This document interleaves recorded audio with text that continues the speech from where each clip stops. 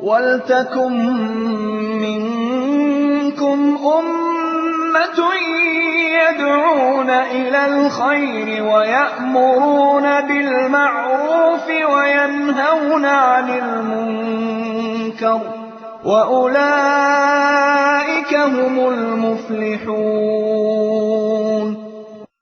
سأذكر لك موقف عجيب وقع قبل أيام أيضا، قبل أن تورد السؤال الذي بعده.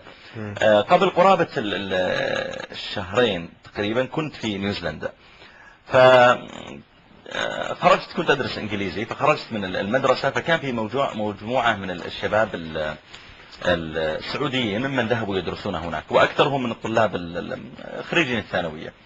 فالعادة إذا خرجنا هناك مربع بين المدارس نتحدث معهم قليلا كذا، وأحيانا يعني قد نخرج معهم بعض الأماكن. جئت وتحدثت معهم قليلا، فكان في كنيسة كبيرة جدا من أقدم الكنائس، عمرها قرابة 100 سنة، في كرايستشير في جنوب نيوزيلندا. ونظرت فإذا عندها شاب ماسك الإنجيل ويقرأ بصوت عالي جيسوس أز، ويخطب بصوت عالي، وراءه قسيسة وقسيس. قلت للشباب: شباب هذا ماذا يفعل؟ قال: يا شيخ احنا مضى لنا 2 سنين في هذا المكان، هذا دائما يأتي يتكلم يدعو للنصرانية. قلت: طيب ما أحد منكم ناقشه؟ فقالوا: يا شيخ يعني نحن غير ملتزمين طيب يا أخي أنت كافر يعني؟ قالوا: استغفر الله نحن مسلمون. طيب ما دام مسلم ليش ما تذهب وتناقش؟ قالوا: يا شيخ ما ندري، ما عندنا علم ولا عندنا. قلت: طيب أنا سأذهب إليه وأتكلم معه. مضيت من لحظتي وأقبلت إليه وهو معه الإنجيل يقرأ. فلما جئت إليه لأجل أن لا يضطرب أو يرهب أو كذا، ابتسمت وأنا قادم بحيث أنه يأمن. ففعلا جئت وابتسمت وقلت له good evening أو good afternoon، حييت بتحيتهم. ثم أغلق كتابه وحياني، فمددت يدي وصافحته هواري وكذا، فرد علي بأسلوب لطيف. قلت له: أنت تقرأ من ماذا؟ قال: هذا البايبل، هذا الإنجيل. قلت: أوه طيب ممكن أقرأ؟ فأخذته وصفحته قليلا بالإنجليزي وأرجعت إليه. قلت: صوتك جميل. فقال: ثانك يو انبسط. فقلت: أنت كم مضى لك تقرأ؟ قال: أنا مضى لي 2 ساعات وأنا أقرأ. قلت: إذا صوتك جميل وأنت قوي. قالوا: شكرا. انبسط، وقامت القسيسة والقسيس وأقبلوا لما رأوا التلطف. قلت له: أنت إلى ماذا تدعو؟ قال: أنا أدعو إلى النصرانية. قلت: حسنا، ادعني. قالوا: أدعوك؟ قلت: ادعني، أنت تدعو النصرانية، ادعني النصرانية. طبعا هو ما يدري أنا عربي، أنا أعجمي، أنا باكستاني، أنا ما يدري، لحية سوداء وشعر أسود ما يدري، والعرب أيضا ليسوا كثير هناك. قلت: ادعني. قال: أول شيء أنك تحب عيسى. قلت: أنا أحب عيسى، هذه ما تحتاج إلى سؤال. أنا أحب عيسى أكثر ما أحب نفسي وأكثر ما أحب أولادي وزوجتي. عيسى أحبه حبا عظيما. أعطني اللي بعدها.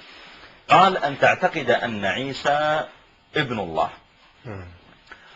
قلت: تعني أن عيسى تعني أن الله يحب أن يكون عنده أولاد؟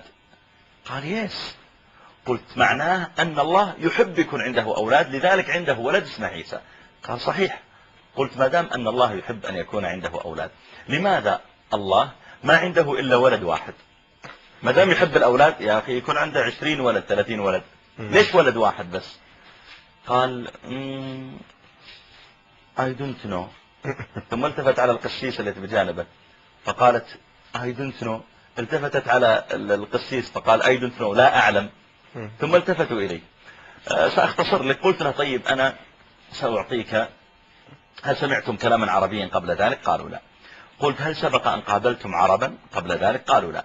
قلت: هل سبق أن سمعتم كلاما عربيا من خلال قناة فضائية أو إذاعة أو أي شيء عربي؟ قالوا: لا، لم نسمع عربيا قبل ولم نتكلم عربي.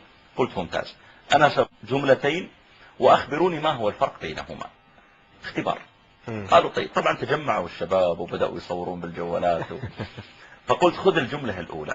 قال: نعم. فقلت: ذكر رحمة ربك عبده زكريا إذ نادى ربه نداء خفيا قال رب إني وهن العظم مني واشتعل الرأس شيبا ولم أكن بدعائك رب شقيا وإني خفت الموالي من ورائي وكانت امرأتي عاقرا فهب لي من لدنك وليا. وتلوت قرابة 5 آيات ترتيلا من أول سورة مريم.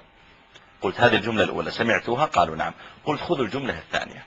قالوا نعم. فقلت ذهب أحمد إلى السوق واشترى تفاحا ثم رجع إلى بيته وركب الأتوبيس ثم ضيع المفتاح ودخل إلى بيت جيرانهم ثم دخل إلى بيته وارتاح. هذا كلام من عندي رتلته كترتيل الأول. ثم قلت لهم هل هناك فرق بين الكلامين؟ قالت العجوز قسيسة يس نعم نعم. قلت ما هو الفرق؟ قالت لا أدري وجهها متغير. قالت لا أدري. قلت إذن كيف اكتشفت أن هناك فرقا ما دام أنك لا تفهمين العرب؟ فهمت شيئا؟ قالت لا. قلت كيف اكتشفت أن هناك فرقا وأنت لا تفهمين؟ قالت اكتشفته بقلبي وجعلت تضرب صدرها. قلت كيف؟